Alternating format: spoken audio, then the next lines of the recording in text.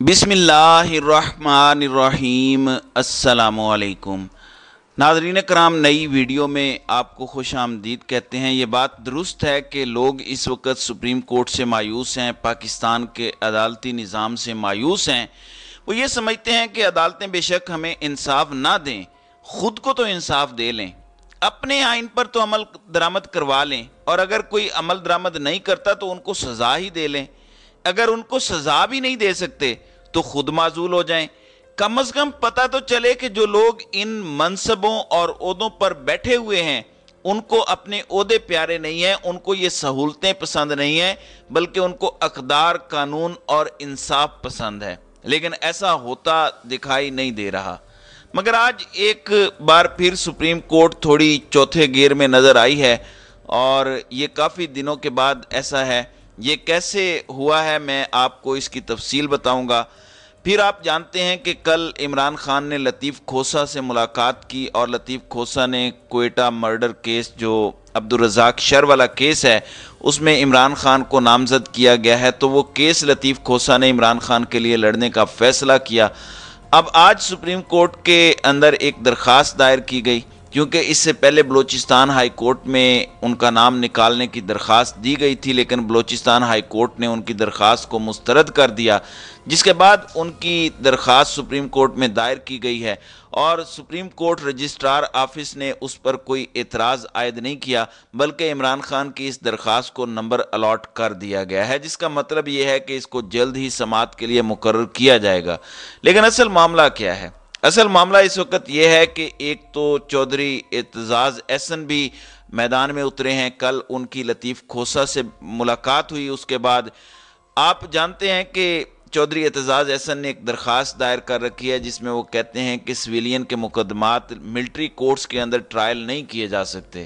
دوسری جانب آپ جانتے ہیں کل ختیجہ شاہ کا مزید جسمانی ریمانڈ عدالت نے مسترد کر دیا تھا، اس کے بعد کل ان کو جوڈیشل ریمانڈ پر بھیج دیا گیا، جس کے بعد آج اعتزاز احسن اور لطیف کھوسہ سپریم کورٹ پہنچے ہیں، اور سپریم کورٹ پہنچ کے انہوں نے chief justice of Pakistan Umar Ata Bandial سے ان کے چیمبر میں ملاقات کی، اور بتایا گیا ہے کہ چیف جسٹس سے سویلین کے فوجی عدالتوں میں ٹرائل کے خلاف جو درخواست ہے، اس کے اہم قانونی امور جو وکلاء کے کنسرن ہیں ان کو لے کر اس پر گفتگو ہوئی ہے، اور اس کے اندر انہوں نے درخواست کی ہے کہ آپ مہربانی کریں اور اس درخواست کو جلد از جلد سماعت کے لیے مقرر کریں تاکہ انصاف فراہم کیا جا سکے۔ اس کا مطلب یہ ہے کہ جلد ہی یہ پٹیشن بھی سماعت کے لیے مقرر ہو سکتی ہے، اور اگر اس کو عدالت نے اس کوشش یا ایفرٹ کو سٹرائک ڈاؤن کر دیا تو یہ ایک بہت بڑی ڈیولپمنٹ ہوگی۔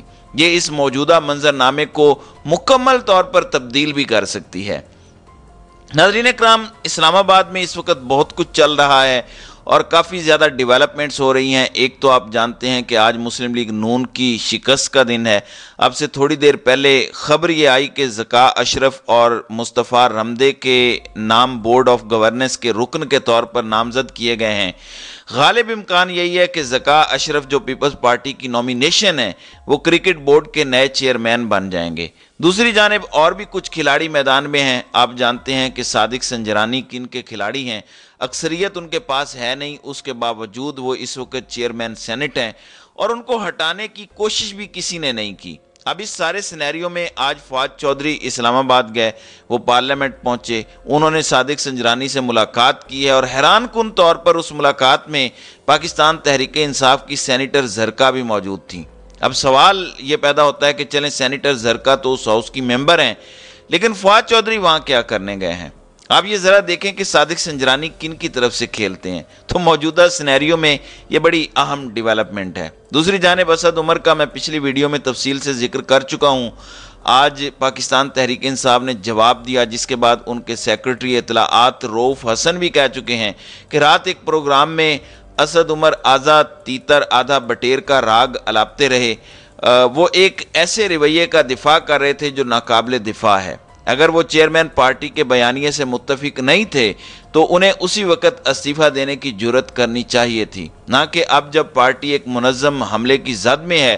افسوس، رسوائی ہی ایسے لوگوں کا سرمایہ ہوتی ہے، اور اسی پر ان کا یقین بھی ہے۔ یعنی اس کا مطلب یہ ہے کہ اسد عمر جو درمیان میں کھیلنے کی کوشش کر رہے ہیں، پاکستان تحریک انصاف اس کو برداشت نہیں کر رہی۔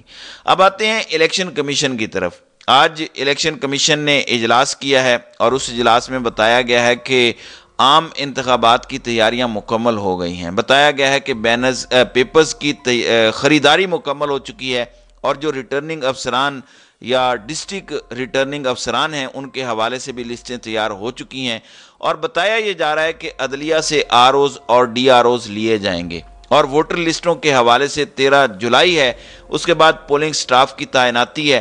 تو یہ سارے کام تو کیے جا رہے ہیں۔ دوسری جانب آپ جانتے ہیں کہ ممنوعہ فنڈنگ کیس میں اسلام آباد ہائی کورٹ نے آج عمران خان اور ان کی جماعت کو بڑا ریلیف دیا ہے، اور جو ان کو شوکاز دیا گیا تھا اس شوکاز پر تحریک انصاف کے اعتراضات کو الیکشن کمیشن نے مسترد کر دیا۔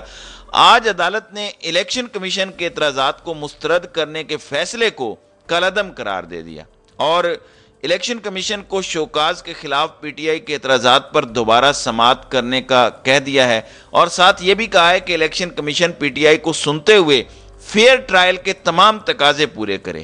آج عدالت نے کہا کہ آپ نے کیسے یہ طے کر لیا کہ آپ ہائی کورٹ کے آرڈرز کے پابند نہیں ہیں؟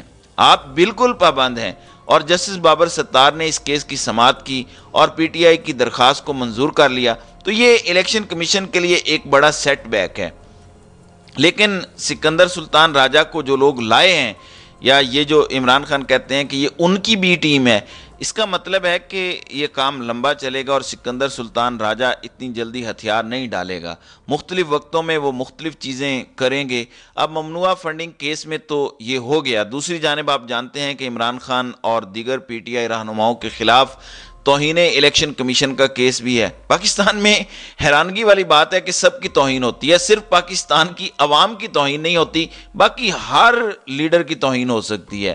اب الیکشن کمیشن کو بھی عمران خان کی جانب سے کڑی تنقید کے بعد برا لگا کہ ان کی توہین ہو گئی ہے، تو آج اس حوالے سے 4 رکنی کمیشن نے کیس کی سماعت کی، اور بتایا گیا کہ اب الیکشن کمیشن آف پاکستان نے فیصلہ کیا ہے کہ وہ عمران خان اور دیگر رہنماؤں کے خلاف فرد جرم عائد کریں گے، جس کا مطلب یہ ہے کہ اب اگر کہیں سے بات نہیں بن رہی تو یہ سلطان سکندر راجہ کے ذریعے چال چلی گئی ہے۔ بتایا گیا ہے کہ آئندہ سماعت پر chairman P T I Asad Umar اور فواد چودھری کو ذاتی حیثیت میں طلب کیا گیا ہے۔ آج فیصل چودھری پیش ہوئے۔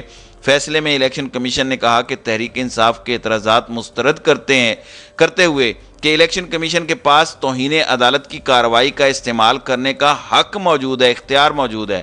اب اس سلسلے میں سماعت 11 جولائی تک ملتوی کر دی گئی ہے، جس کا مطلب یہ ہے کہ اب اس طرح عمران خان کو قابو کرنے کی ایک اور کوشش کی جائے گی کہ اگر وہ فی الحال عدالتوں سے ڈسکوالیفائی نہیں ہو رہے، گرفتاری نہیں ہو رہی، تو الیکشن کمیشن کے ذریعے ان کو گرفتار کیا جائے یا ان کی ڈسکوالیفیکیشن کو عمل میں لایا جائے۔ چلیں یہ بھی کر کے دیکھ لیں۔ میرے خیال سے اس میں بھی آپ بری طرح ناکام ہو جائیں گے۔ آج شہباز شریف کہہ رہے تھے کہ 1200 میگا واٹ کا جو پاور پروجیکٹ ہے وہ سیول اور ملٹری کے ایک پیج پر ہونے کے ناطے ہے۔ چلیں کوئی بات نہیں، معیشت کے اس وقت جو حالات ہیں وہ کسی سے پوشیدہ نہیں ہیں۔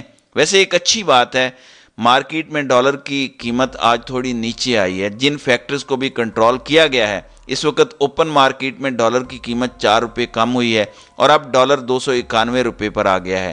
بتایا یہ گیا ہے کہ ایک وجہ یہ بھی ہے کہ پاکستان میں امپورٹس کو کم کیا گیا ہے، جس کی وجہ سے کرنٹ اکاؤنٹ خسارہ بھی کم ہوا ہے، جس کی وجہ سے پاکستانی روپے کو تھوڑا سہارا ملا ہے۔ گو کہ بلومبرگ نے آج ہی خبر دی ہے کہ اگر جون کے مہینے تک پاکستان سیکیورٹی نہیں کرتا آئی ایم ایف والی، تو ڈیفالٹ کے خطرات خطرناک حد تک بڑھ سکتے ہیں۔ میرے خیال سے ہمارے حکام کو سوچنا چاہیے، پاکستان کو ان کرائسس سے نکلنا چاہیے۔ ہم یہ کرائسس ڈیزرو نہیں کرتے۔ پاکستانی قوم کو اس وقت ایک ناکام قوم کے طور پر دنیا کے سامنے پیش کیا جا رہا ہے، جو کہ انتہائی غلط اور شرمناک ہے۔ ہم بڑی ٹیلنٹڈ قوم ہیں، کاش ہمارے حکمران بھی تھوڑا شعور اور عقل سے کام لیں اور ملک کو صحیح ڈگر پر لائیں تاکہ ہمارے اوپر سے یہ داغ بھی دھل سکے۔ تو ناظرین کرام، آپ کی اس ویڈیو کے حوالے سے کیا رائے ہے؟ آپ اپنی رائے کا اظہار کامنٹ سیکشن میں ضرور کیجیے گا۔